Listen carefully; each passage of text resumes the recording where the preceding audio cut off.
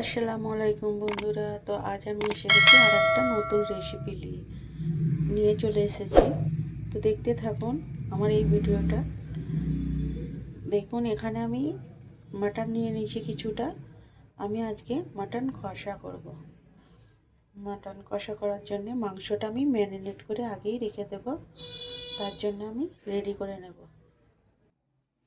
তো দেখুন এখানে আমি দিয়ে দেব সবার প্রথমে আদা রসুন পেস্ট করা, আদা রসুন বাটা। এরপরে আমি দিয়ে নিচ্ছি মশলা, যেমন নুন একটু বেশি করে দিয়ে দেবো, হলুদের গুঁড়ি আর লঙ্কার গুঁড়ি।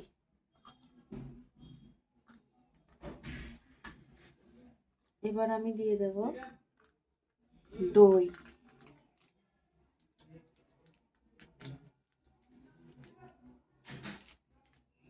কিছুটা আমি দই দিয়ে নিয়েছি।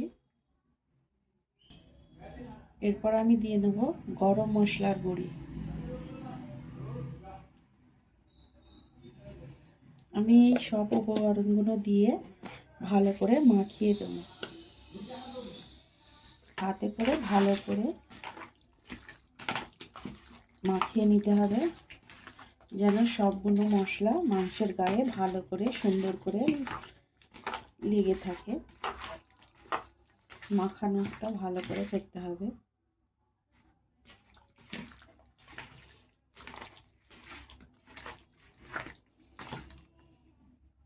এখানে আমার মাংসটা খুব সুন্দর করে মাখিয়ে নিয়েছি আমি। এবার আমি এটা 10 থেকে 20 মিনিট ঢাকা দিয়ে রেখে দেবো। এই আমি ঢাকা নিয়ে নেব, ঢাকা দিয়ে দিলাম এখানে। এবার আমি মাংসটা কষানোর জন্য পেঁয়াজ কেটে রেডি করে নেব। তো এখানে আমি 3 পিস পেঁয়াজ নিয়ে নিয়েছি, দুটো একটু বড় সাইজ আর একটা ছোট সাইজ। আমার মাংস অনুযায়ী, মাংসটা কষা করব তো সেই জন্য একটু পেঁয়াজটা বেশিই দেব। আপনারা আপনাদের মাংস অনুযায়ী পেঁয়াজ দিয়ে নেবেন। এখানে আমি পেঁয়াজটা খুব সুন্দর করে কেটে নিয়েছি। দেখুন এবার আমি রান্নাটা রেডি করে নেব। এখানে আমি কুকার বসিয়ে দিয়েছি আর আমি এবার তেল দিয়ে নেব। এখন তেল দিয়ে নিয়েছি। দেখুন বন্ধুরা, এখানে আমার তেলটা গরম হয়ে গেছে। এবার আমি এখানে কিছু ফোড়ন আছে, যেমন এলাচ, দালচিনি, লং, কয়েকটা গোল আছে আর শুকনো লঙ্কা আর তেজপাতা। এবার আমি এই তেলের ওপরে এই ফোড়নটা দিয়ে নেব। এলাচগুলো আমি ফাটিয়ে দিয়েছি, আপনারাও অবশ্যই ফাটিয়ে দেবেন। তারপরেও দেখতে পাচ্ছেন আওয়াজ হচ্ছে।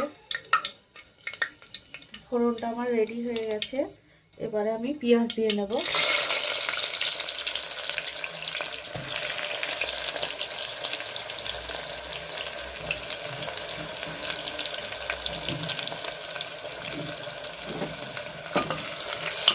পেঁয়াজটা আমি লাল লাল করে খুব সুন্দর করে ভালো করে ভেজে নেব।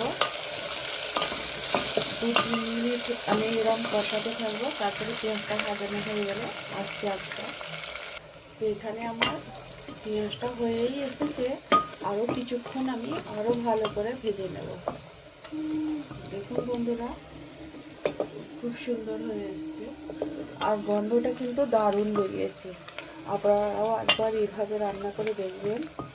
ভালো লাগলে আমাকে লাইক, কমেন্ট, শেয়ার করবেন আর সাবস্ক্রাইব বন্ধুরা অবশ্যই করে দেবেন প্লিজ। আমার পাশে থাকবেন প্লিজ।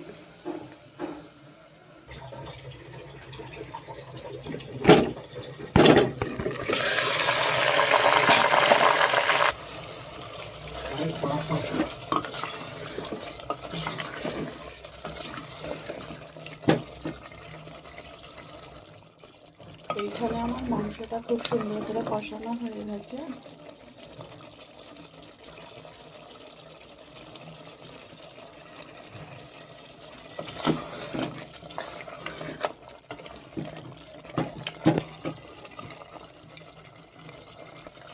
এখানে আমার মাংসটা খুব সুন্দর করে কষানো হয়ে গেছে। এবার আমি জল দিয়ে 5-6টা সিটি মেরে নেব ভালো করে সেদ্ধ হওয়ার জন্য।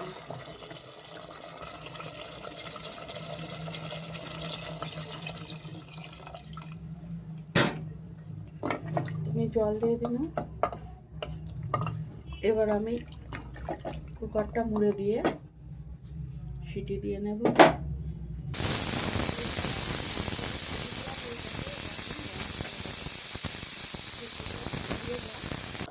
তো দেখুন এতটা জল আছে। এটা আমি গ্যাসটা জ্বালিয়েই কষাতে কষাতে সব ঝোলটা মেরে দেবো। সব ঝোলটা শুকিয়ে নিয়ে তারপরে আবার আমি জল দিয়ে তরকারিটা রেডি করে নেব। আমি এখন এইটা তরকারিটা কষাতেই থাকবো।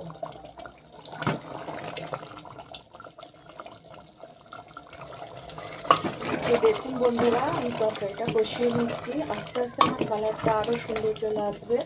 এই ঝোলটা যখন শুকিয়ে যাবে এই পর্যায়ে আমি আরেকটু গরম মশলা দিয়ে দেবো। আমি ম্যারিনেশনের সময় গরম মশলা দিয়েছিলাম, এখন আবার খানিকটা দিয়ে দেবো। আর এখানে কটা এলাচি রেখেছি। যখন আমি তরকারিতে আবার জল দিয়ে তরকারিটা ফুটে যাবে তারপরে আমি এটা ভালো করে ফাটিয়ে দিয়ে নেব। এখন আমি এটা কষতেই থাকবো। তো দেখুন বন্ধুরা, কত সুন্দর একটা কালার এসে গেছে। এই দেখুন আমার কষানোটা হয়ে গেছে।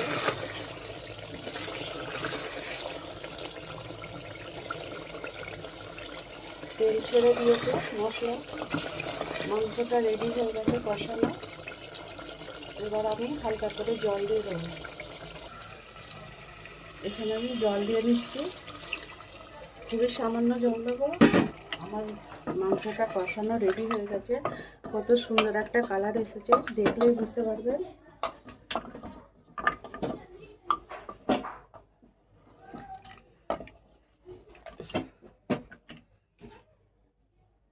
আর একটু দিয়ে দিই।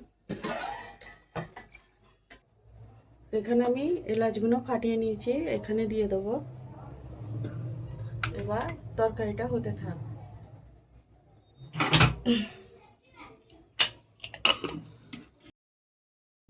এখানে আমার মাংসটা খুব সুন্দর করে কষানো হয়ে গেছে। দেখতেই পাচ্ছেন কতটা লোভনীয় হয়েছে। দেখুন বন্ধুরা,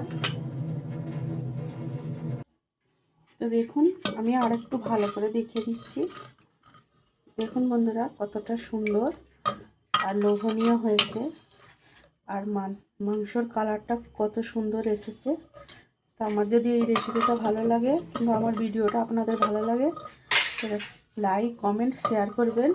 আর সাবস্ক্রাইব করতে ভুলবেন না বন্ধুরা। প্লিজ সাবস্ক্রাইব করে দেবেন আমার চ্যানেলটাকে, আর আমাকে অনেক দূর এগিয়ে নিয়ে যাবেন। বাই বন্ধুরা।